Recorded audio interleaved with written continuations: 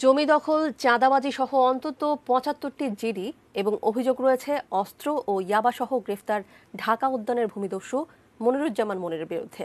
কিন্তু তার বিরুদ্ধে কোনো ব্যবস্থা নেয়নি পুলিশ। তার বিরুদ্ধে যারা কথা বলেছেন, উল্টো তাদের বিরুদ্ধে মামলা হয়েছে।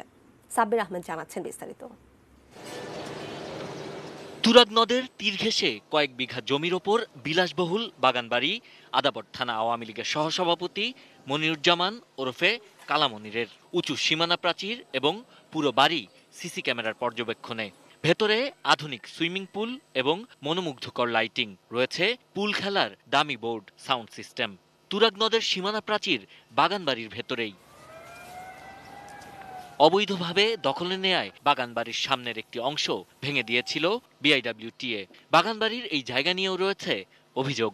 4 একরের মতো জায়গা আছে, যেটা ও বাগানবাড়ি বলতেছে, এই পুরো জায়গাটাই আমাদের।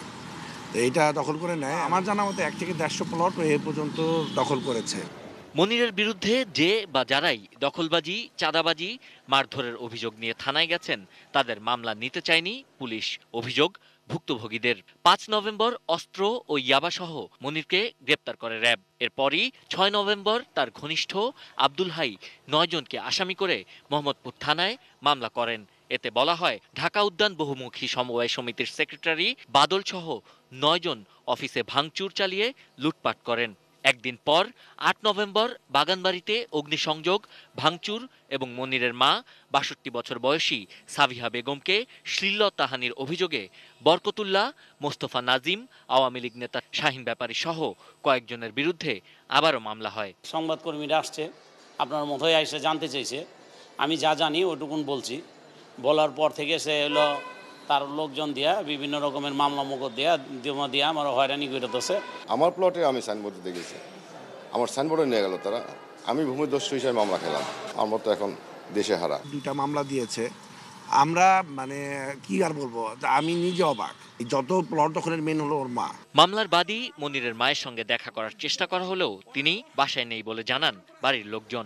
মার্কেটের মালিকের মা থাকতো এখানে।